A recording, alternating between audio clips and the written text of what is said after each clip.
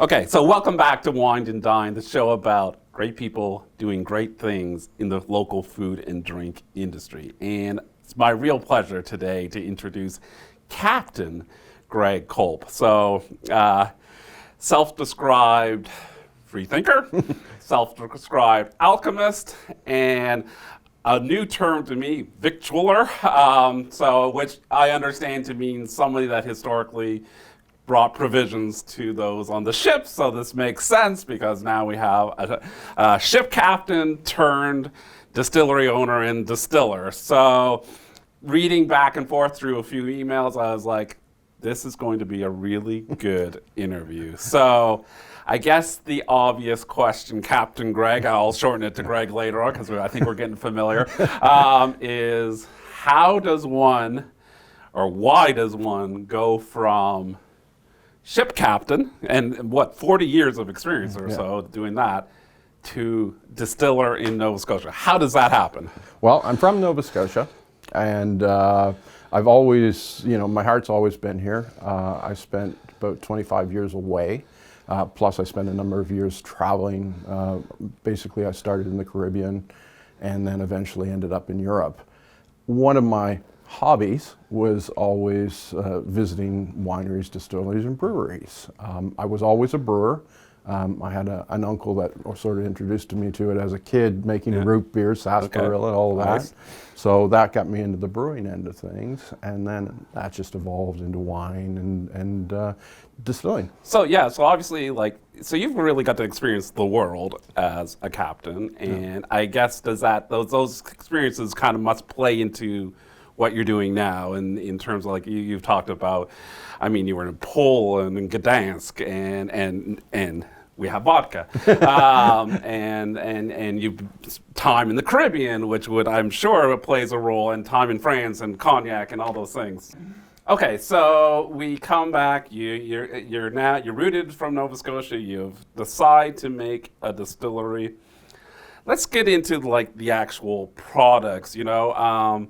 It seems to me that you're authentically distilling the product and using a lot of local ingredients. And so why is that important to you? Well, it's build it and they will come, is my old adage. And just coming back to Nova Scotia and seeing the evolution of culinary and the beer industry and the distilling industry, it's vibrant and it's really, really great. In researching, deciding what I was going to do, I met Al Stewart from Horton Ridge. Right. And, I've been to floor malted distilleries and walking in there and having that smell, it was like, no, I got to do something. And I never intended to make a vodka. I was just going to make rum and a few specialty products. And, just when I was using his grains and doing all my practice runs, making beers and stuff, and it was like, no, this is something. I've got to do something special. It seems to me that we've hit a special point in the curve of the Nova Scotia beverage alcohol industry, in that we have people growing hops, but also people like Horton Ridge, which is such a critical stage for us to be able to use local input. It is, and one of the things that he did, which I haven't seen outside of Brittany, was he actually malts buckwheat. Right. And I love buckwheat. Buckwheat is the most bee-friendly plant in the world. And when I saw that he was malting it, it was like, oh, hallelujah, And so all of my products, I throw a little bit of buckwheat in. Amazing. Just to help along, and to publicize what it actually does. So, and you got some interesting branding too, I have to say. and let's start with the Shield Maiden, because it's a unique base. This is something.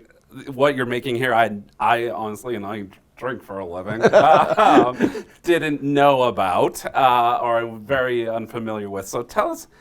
I love the story of what's inside the bottle, and I love the story of the bottle itself. So talking maybe first about what the product is, and then we'll talk about the name. Okay, so the product is distilled braggot. Now, a braggot is the true drink of the Vikings. the Vikings, they were farmers. You know, they made ale, but they didn't have the yeast that we have today. And in order to ferment honey, you have to have a good solid yeast. So what they do is they'd add the honey to the ale, and that made their quasi mead, which is actually a braggot. And the wonderful thing, and this is a product I've been doing in different forms for 30 years. And what I found was when you have that little base of malt in there, you end up, the complexity just comes out. You know, all the honey flavor comes out, and it makes a really, really interesting drink. And then okay, so there you have braggot, and then do other people distill braggot? So there are types of distilled sort of braggot tea. The Chouchen in Brittany, in France, is sort of like a braggot.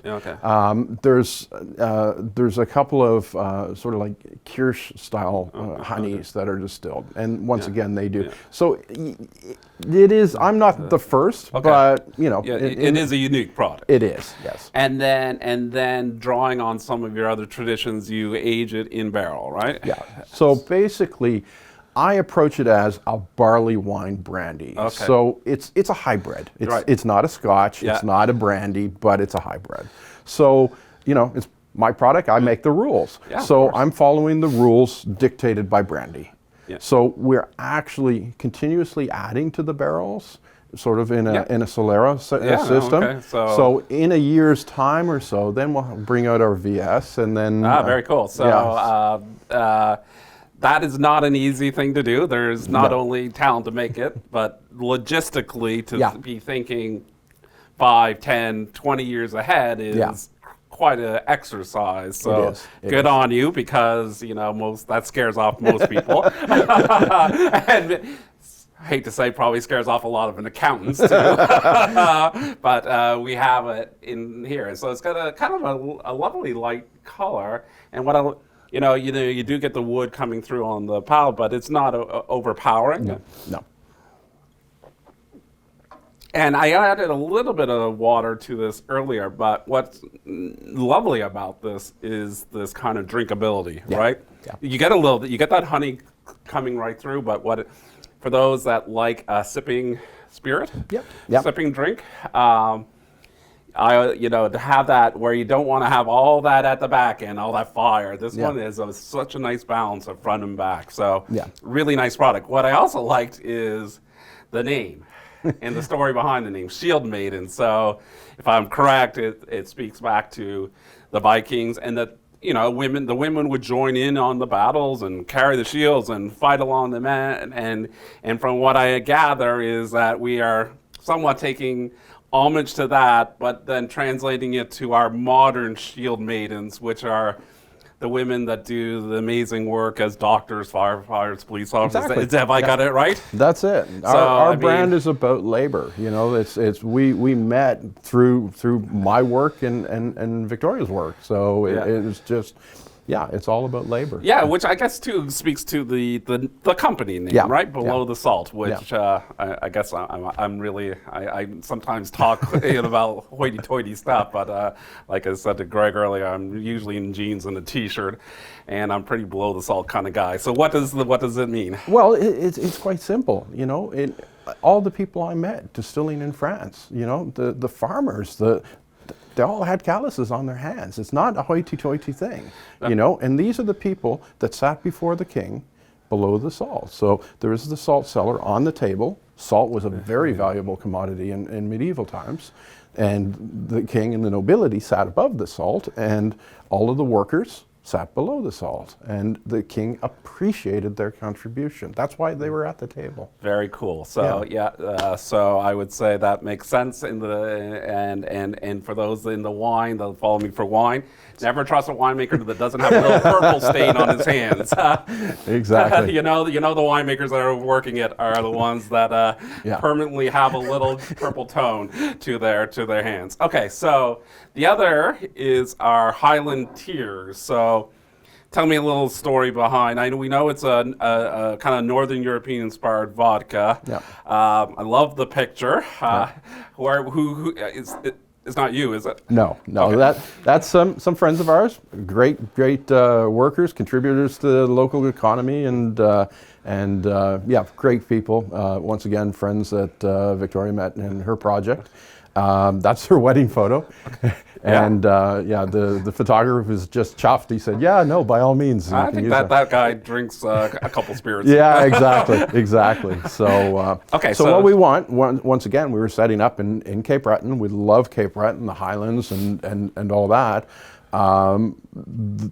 We wanted a drink that was Nova Scotia terroir, and those grains that Al's making are malting are phenomenal, and it comes through in this. Yeah. You know, that Yeah. woodiness, that Yeah. thing, It's that's not, the buckwheat. I mean, it's clean in the sense it seems, well, cleanly made, but Yeah. it's not that devoid of vodka, Yeah. taste, Yeah. like Yeah. devoid of taste. And there's that element comes in. Yeah. But again, it's like kind of like it's the drinkability factor too that I find is the consistency on these nice front and back balance. So that's a nice quality Yes. to it.